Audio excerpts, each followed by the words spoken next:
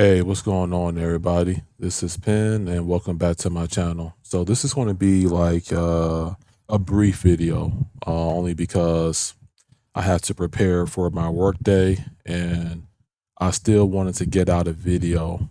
Um, so there's been people that's been commenting on my channel lately through my videos, community tabs, and this is sort of going to be like a Q&A video, but also addressing the main topic of should you target Kaleidescape Strato V, which is the one that I own, or Strato E. The Strato E is the entry level 4K player by Kaleidescape. The Strato V is considered the flagship 4K. It used to be the entry level, as last year when it came out, I think around August, it was like 4,000 MSRP.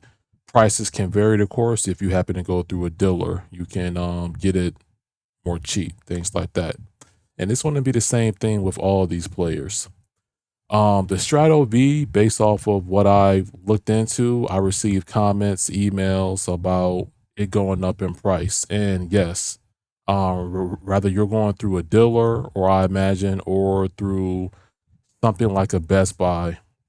I saw the MSRP for the Strato V. It's basically $4,500. So you can round that up. It basically went up $500. I saw one comment that said 5,000, but I double checked. It's basically 4,500. It went up 500 from 4 grand. Strato E is typically going to run you 3,000 at MSRP.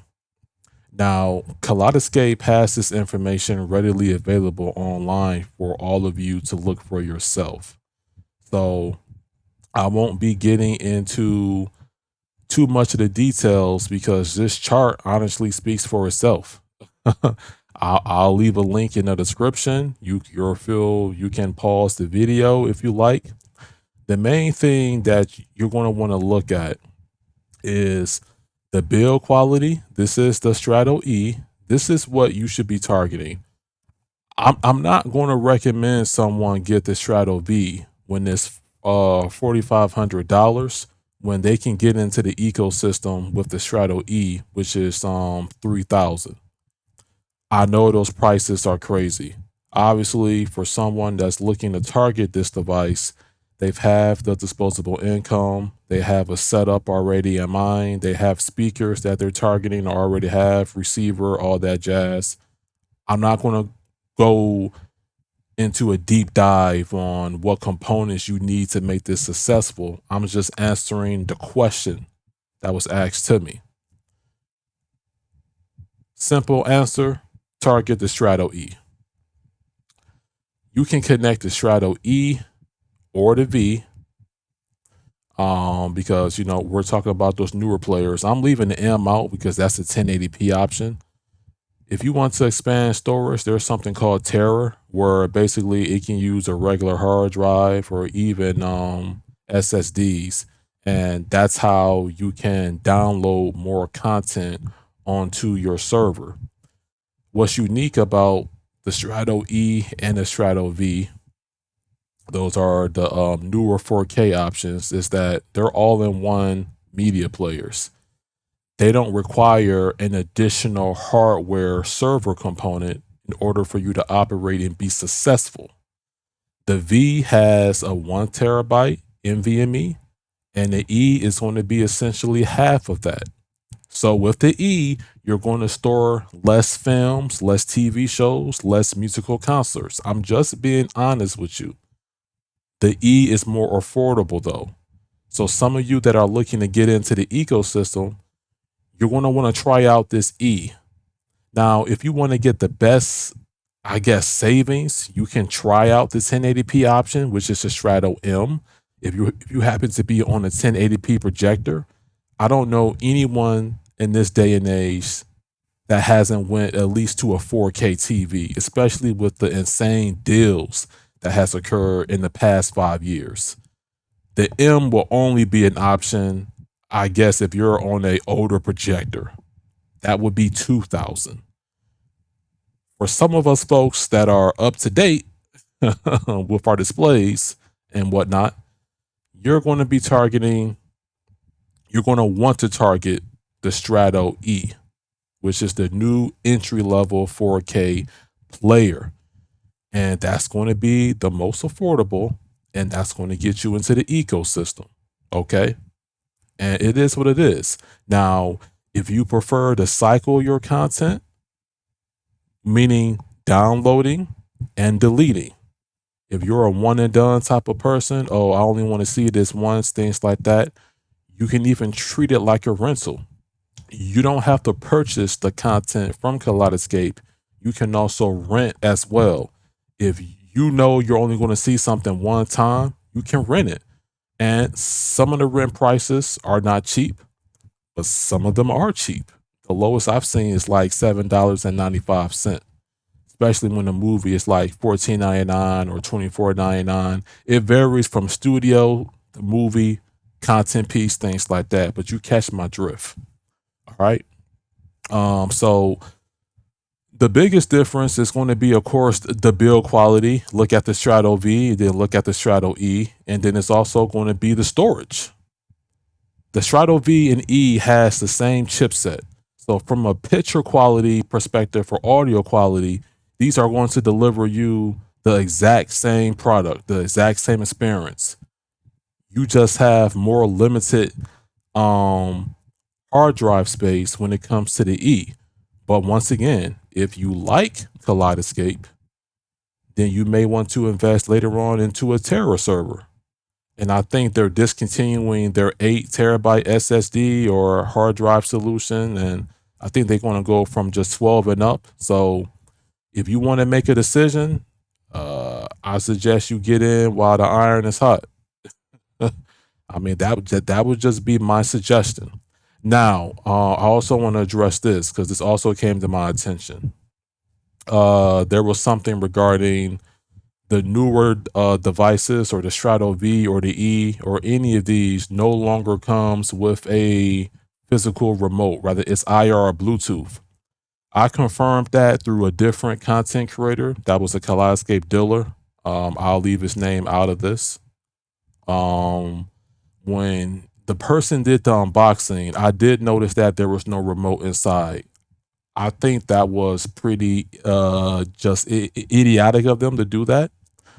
Basically, if your Kaleidescape is on the same network as your tablet or your phone, you can complete the installation on your mobile device.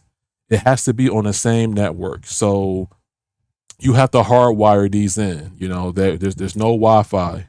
So hook it up directly to your router or to your switch, and have your mobile device be on the same network, and you can control your Kaleidescape that way initially. What I recommend, forget Control 4 or any of these dealer centric remote solutions. Get you something like a Sofa Baton, something that you can control, you can set up when it comes to your devices outside of Kaleidescape. That way, you don't have to check in with somebody every time you want to add a device or remove a device from your chain. I mean, that's what I would do. Yes, are you going to pay more money? I understand. The prices that they are charging, they should definitely come with a remote. So, just a heads up, I'm giving you a warning. It may not come with a physical remote. And I simply told you just now how you can prepare yourself. Either use your mobile device just to get you up and running, or invest in a Sofa Baton. All right. So that's that. Let me go to my community tab here so I can answer these real quick. I've been posting what I've been using, what I've been watching lately, things like that. Let's go here. Okay, answer this. I'm just awaiting a response from McDonald, things like that, Johnny. So on that one. So let me go here. I've been posting like crazy. Shout out to Alter Vengeance. So I guess it must have been on the other one then. Yeah, this one. Okay, so and look, at any time, you guys can go to the Kaleidescape website and see what they're offering. So movies, TV, music collections, you can browse through the website. You can either search by title or by name, and you can find out what are they offering. So, and I'm gonna say, Ely. I may be pronouncing your name incorrectly. I apologize, but old kung fu movies from YouTube, can those be downloaded as well? I honestly don't know. I haven't really looked into it. I advise everyone to do their own research when it comes to this device. And when it comes to the V, are you able to add an audio streamer or component correct? With the V, it's look, with the Strato V, it's simple. Like most of the time, you're either going to be connecting a compatible drive to where you can do this to digital, or for the most part, you're going to be hooking this up to your television directly or through a receiver or processor, whatever chain or whatever you're comfortable with. Um, with the V, there is no additional component that you would need in order to be successful in terms of hooking it up, unless you want to do the this to digital program, which that's optional. So for me, just I don't have no additional stuff hooked up. I just have my devices plugged directly into my Denon receiver, and then that's it. I mean, it's really simple, to be honest. It's really simple. But hopefully that answers y'all questions. I didn't want this video to be too long, so I gotta skedaddle, things like that. But y'all keep the questions rolling. We'll continue this. I happen to be off tomorrow. I may even go live. So we do a Q&A, talk about some home theater, talk about what games everybody playing, things like that. And I welcome everybody to the conversation. So until next time, peace out. Thank you for watching and take care. Goodbye.